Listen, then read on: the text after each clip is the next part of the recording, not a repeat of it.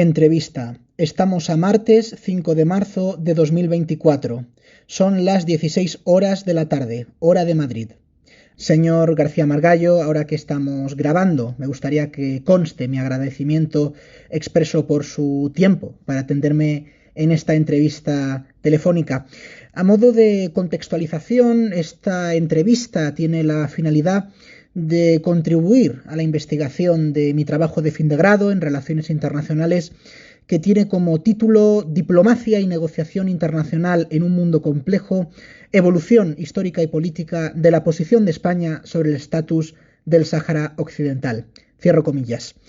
En este caso se quiere contar con la participación del señor García Margallo, dado su profundo conocimiento sobre la materia y en relación con los agentes internacionales involucrados, dado que ostentó la cartera de Asuntos Exteriores y Cooperación entre el año 2011 y 2016, como bien ha comentado. Entrando en materia, dado que en política exterior española se ha vuelto a poner el foco en la cuestión del Sáhara Occidental, dado el cambio de postura del actual gobierno de España, del Partido Socialista Obrero Español, al reconocer la soberanía marroquí de este territorio, la primera pregunta es de actualidad y va en esta dirección.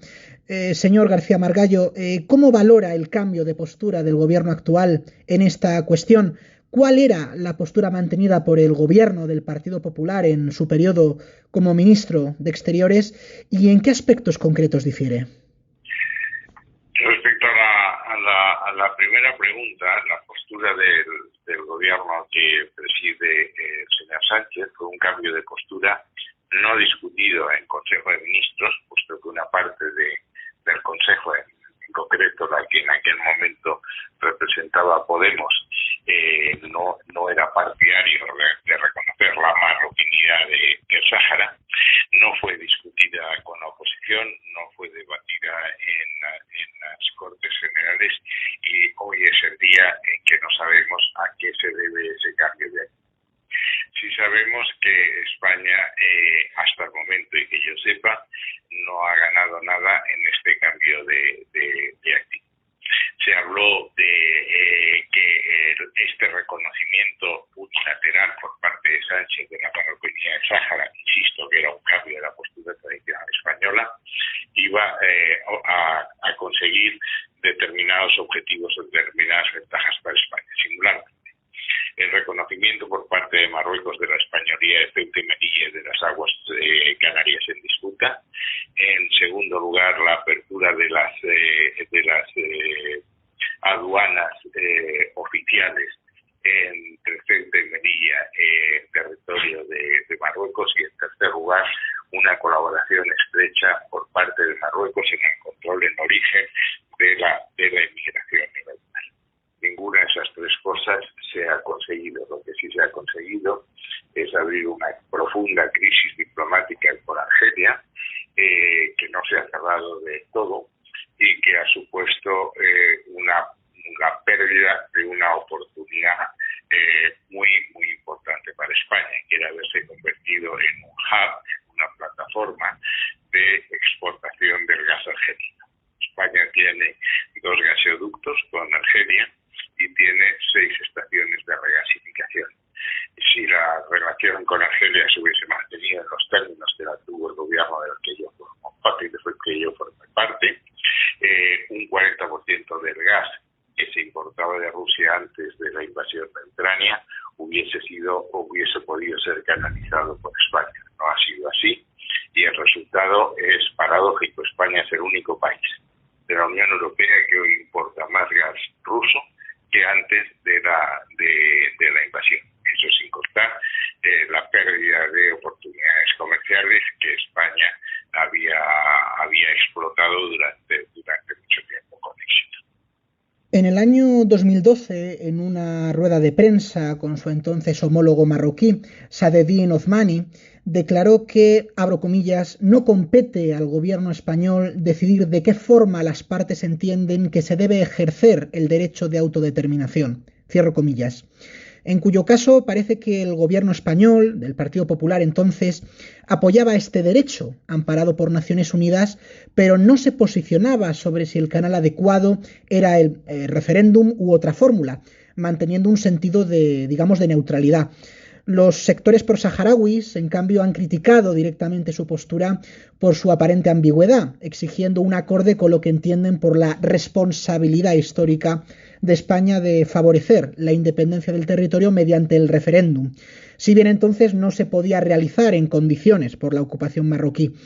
Digamos que esto podría chocar desde cierta concepción generalizada, tal vez errónea, de que la postura histórica de España desde los años 70 hasta el giro diplomático actual era exclusivamente la del referéndum de autodeterminación. En cambio, recalco, parece que durante su etapa como ministro era solo la del derecho de autodeterminación, pero sin vía específica. ¿Podría valorar y matizar esta cuestión para entender mejor cuál era la posición del gobierno en aquel momento? Hay que partir del momento en que España abandona sus responsabilidades como potencia administradora del Sáhara. En aquel momento el Reino de Marruecos pide una opinión consultiva al Tribunal Internacional de La Haya, estoy hablando de 1975, en que sostiene que, dados los vínculos existentes entre las poblaciones saharauis y el sultán de Marruecos antes de la administración española, lo que procedía era la aplicación del principio de integridad territorial, es decir, la recuperación por parte de Marruecos de la soberanía de un territorio con el que, insisto, según la tesis marroquí, habían tenido lazos importantes, vínculos importantes antes de la administración española. La respuesta del Tribunal de La Haya es que no se había demostrado la existencia de esos vínculos, o al menos la fortaleza de esos vínculos como para aplicar el principio de integridad territorial, y que por tanto había que aplicar el principio de autodeterminación. A partir de ahí, todas las resoluciones de Naciones Unidas, con ligeros matices, se toma siempre una resolución coincidiendo con la Asamblea General de Naciones Unidas. Era una fórmula que todos los gobiernos habíamos repetido machaconamente. No tengo aquí ni un solo papel, estoy hablando de memoria, pero la fórmula decía que se instaba a las partes a negociar, subrayo la palabra negociar, una fórmula realista, mutuamente consensuada, que garantizase la libre determinación del pueblo saharaui dentro del marco de los principios de Naciones Unidas. Esa fórmula, que insisto, se repetía año tras año, yo personalmente la negociaba con Argel y con Rabat antes de cada formulación de esa resolución, y nunca planteó ningún problema. Insisto, lo que se establecía es lo que he dicho, y la clave está en fórmula negociada. Si quiere decir negociada, es que quiere decir que a las dos partes correspondía el establecer cuáles eran las fórmulas concretas para hacerla efectiva, siendo la más importante y más natural el tema del censo, el único censo objetivo y aceptado prácticamente por todas las partes era el censo español de 1975, que ha sufrido variaciones importantes, así como problemas concretos, es decir, qué pasa con la población marroquí que a partir de ese momento, de origen marroquí, que a partir de ese momento se estableció en el Sáhara a partir de la Marcha Verde, cómo se garantizaba que tenían la condición de saharauis las personas que están en los campamentos, una vez en los campamentos de Tinduf, y otras fórmulas que no correspondían a España establecer, y Naciones Unidas jamás intentó ese tema. Apoyamos todos los intentos de los mediadores internacionales, a los que necesitamos todos los medios y recursos naturales y materiales que necesitasen para plantear una fórmula, pero sí que España se mantuvo en lo que era el papel, es decir, apoyar esa fórmula que, insisto, debía ser negociada entre las dos partes. Sin una negociación entre las dos partes no puede haber solución para el Sáhara, como no puede haber solución para otros conflictos internacionales que estamos viendo. Por tanto, la postura me parece impecable. Es decir, para aclarar, si bien la intención no es simplificar, una posición del Gobierno de España en favor de un acuerdo pactado, negociado, pero respecto a la autodeterminación, porque podría ser no el cauce decidido por el Gobierno de Marruecos en este caso. Le repito lo que he dicho. Lo que dice es una mutuamente negociada, realista y que reconozca la libre determinación del pueblo saharaui dentro del marco y los principios de Naciones Unidas. Una fórmula en la que, como es obvio, si no me extendí entonces, tampoco me extendí ahora. Me extenderé ahora en qué es lo que yo entiendo que debe hacerse. Pero yo creo que la fórmula era muy clara. Insisto, no planteó ningún problema diplomático con ninguna de las dos partes con las que mantuvimos unas relaciones previas, hasta el punto que éramos los primeros clientes y proveedores de los dos. También en el año 2012, en su periodo como ministro, se selló el acuerdo de liberalización para la exportación de productos agrícolas y de pesca entre la Unión Europea y Marruecos, que incorporaba en su ámbito de explotación las aguas y la comercialización de los productos procedentes del Sáhara Occidental. En el año 2015, 3 años más tarde, este acuerdo fue anulado por la justicia europea por las cuestiones de soberanía territorial que conocemos. También hubo pronunciamientos posteriores en el mismo sentido. Señor García Margallo, ¿de qué forma valoró entonces el Gobierno de España esta incorporación del Sáhara Occidental al acuerdo, dada la delicada situación política y jurídica del territorio? ¿Qué papel jugó España en esta negociación? El acuerdo era un acuerdo de la Unión Europea, porque como usted sabe, estos son acuerdos que firma la Unión Europea en su conjunto y cuya coherencia o no con el derecho internacional corresponde al Tribunal de Justicia de la Unión Europea, que es exactamente lo que pasó, y España, como ha sido su doctrina tradicional, por lo menos en nuestra época, respetó la decisión del Tribunal. Y en materia, en tanto que España como miembro de la Unión Europea, como socio preferente, tanto con Latinoamérica como en este caso con el Magreb, en este caso, ¿recuerda si España se pronunció en algún sentido sobre esta materia, en tanto que, dada la delicada situación del territorio, con independencia de la resolución del Tribunal de Justicia que vino posteriormente?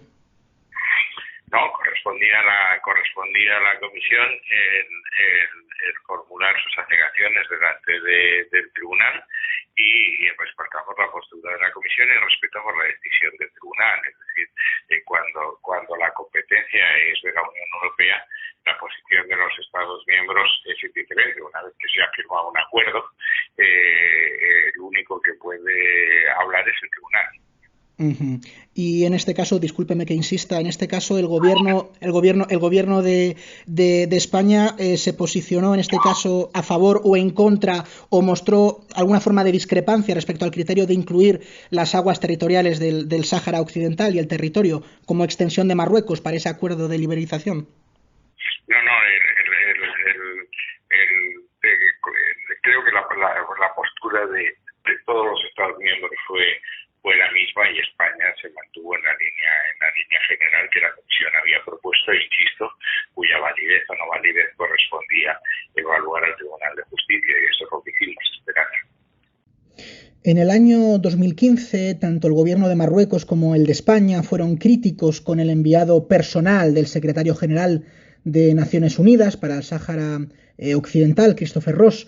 En este caso, se afeó la falta de enfoque del enviado en su labor de investigación y mediación. De hecho, España fue el único país en apoyar la crítica marroquí, lo cual a usted pues le granjeó no precisamente muchos amigos en el Congreso, por el testimonio de aquellas sesiones en el Congreso.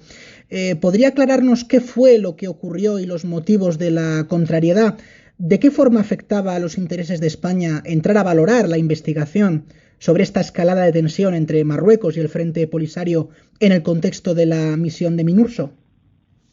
Pues la verdad es que no recuerdo el incidente que usted me dice, pero si me manifesté en el Congreso, pues supongo que lo que dije allí será lo que diría en este momento.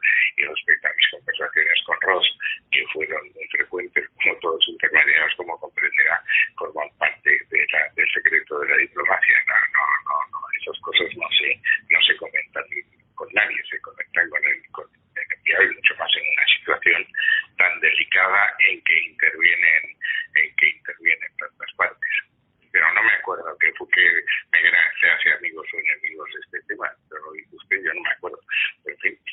Sí, no, me refería en concreto a las críticas por parte de la oposición en el Congreso respecto a cuál debería ser la posición de España. Sí, bueno, una postura pues tibia en ese Pues, sentido, ¿no? En vamos cualquier a ver, caso, sí. desde luego sí que supongo que serán los mismos que han declarado la marroquinidad del Sáhara sin encomendarse a Dios ni al diablo, ¿no?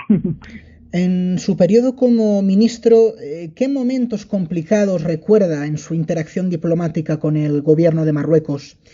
Más concretamente, ¿qué reclamaciones o acciones, digamos, discúlpeme lo pretencioso de la pregunta, acciones directas e indirectas y medios de presión, digamos, en cuestiones, por ejemplo, de soberanía territorial e inmigración, reseñaría?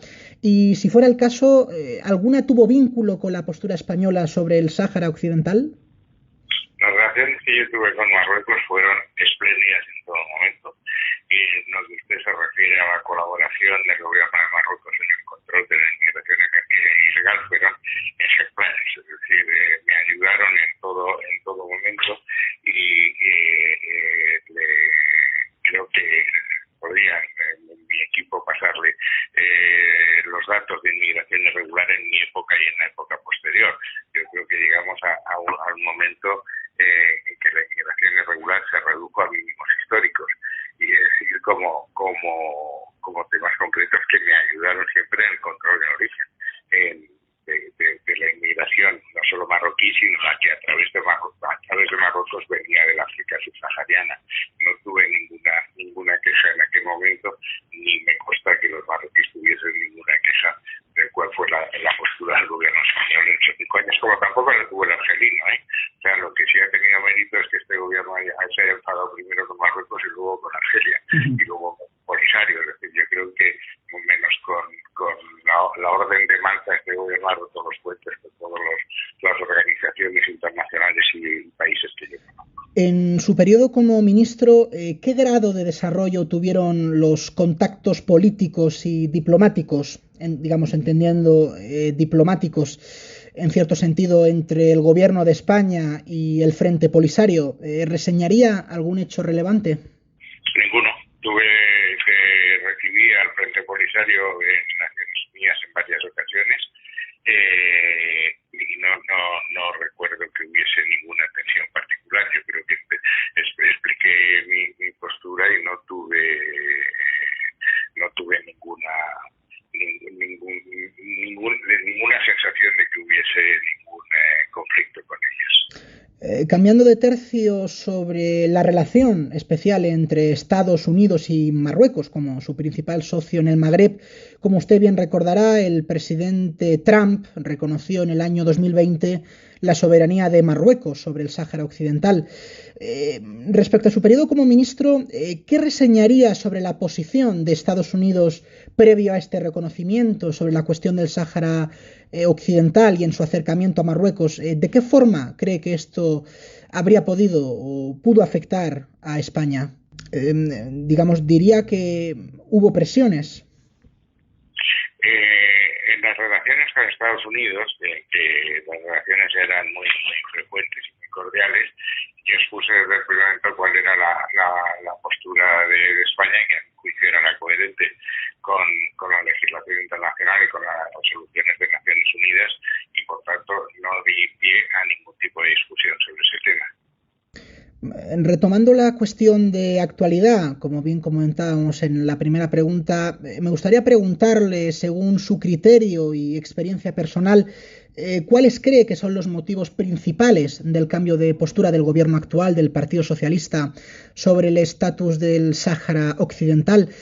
A tenor de los hechos recientes, ¿se explicaría todo por una victoria marroquí tras el caso Gali y la injerencia en Pegasus, que podrían haber forzado la posición española? ¿Qué cree que es lo que no sabemos o no comprendemos todavía? Ni lo sé yo ni lo sabe nadie. Créame que he hablado con mucha gente sobre este tema, y nadie se explica cuál es la razón de este cambio de postura. Es absolutamente cierto que la política con el Magreb, que es el área prioritaria de la política española, ha sido errática. Es decir, nadie entiende por qué se invitó a Zaragoza al secretario general del Frente Polisario, siendo así que la explicación con Argelia o con el propio Polisario hubiese sido muy sencilla. Bastaba con haber dicho este señor tiene causas pendientes en España y podemos encontrarnos con un conflicto judicial que se transforma en un conflicto diplomático y estamos dispuestos a pagar su restablecimiento en Suiza donde ustedes quieran, pero no hagamos algo que nos puede perjudicar. Eso determinó la retirada de la embajadora de Marruecos, determinó la entrada masiva en Ceuta de migrantes de la pasividad de la gendarmería y probablemente eso obligó a un cambio de postura respecto a Marruecos, en que se adopta una postura que no es coherente con la legislación internacional, en mi opinión, y no se parece en nada en contra de lo que ha dicho el gobierno a lo que han dicho otros países. Así de memoria, la primera declaración de Estados Unidos que yo recuerde, que me parece que es 2016, habla de una solución realista. Alemania habla de que me refiero a la postura sobre la autonomía. La autonomía de Estados Unidos la califica de realista, nada más. Alemania de posición constructiva. El gobierno español dice que es la más realista y la más constructiva, lo cual supone invalidar la alternativa de la libre determinación, que no es, insisto, lo que han dicho los otros países, porque todos los otros países no han sufrido la reacción por parte de Argelia que ha sufrido España. Italia y Francia están ocupando el espacio que nosotros habíamos ocupado durante mucho tiempo con mucho trabajo. Según su criterio sobre la interesada y difícil relación con Marruecos, ¿qué contrapesos tiene España a su favor en la escena internacional y en qué se ha fallado? ¿Cree que resultaría viable, si hubiera un cambio de gobierno liderado por el Partido Popular, de volver a la postura original sobre la cuestión del Sáhara Occidental, o es una materia geopolítica que ya es inevitable?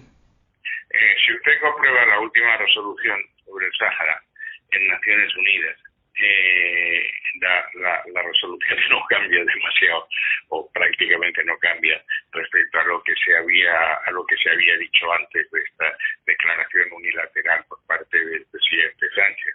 Es decir, España seguiría manteniendo la resolución de Naciones Unidas que tradicionalmente se ha mantenido y que ha sido una línea constante de la política exterior española. Es decir, pero con independencia de que esa resolución se adoptó en aquel momento y no supondría ningún cambio, en este sentido, ¿usted consideraría que el acto del reconocimiento por parte del gobierno socialista es más un acto simbólico que materialmente realizable, salvo que el gobierno de España decida en un momento posterior modificar o forzar una modificación de esa resolución o de la posición de España en una nueva resolución? No me parece que la declaración de Pedro Sánchez haya conmovido los cimientos del orden internacional ni que haya tenido ninguna repercusión práctica. Y insisto que la resolución de noviembre del año pasado, que es de noviembre, no altera las líneas fundamentales de las resoluciones que habíamos adoptado antes y que están en la fórmula que yo les he dicho en cuanto a cuál sería la postura del gobierno popular. Habrá que preguntarse al presidente del gobierno y al ministro de Asuntos Exteriores que en ese momento estén. Por supuesto. Pues señor García Margallo, muchísimas gracias por su participación en esta entrevista. Vale, gracias. Hasta luego. Un saludo. Adiós.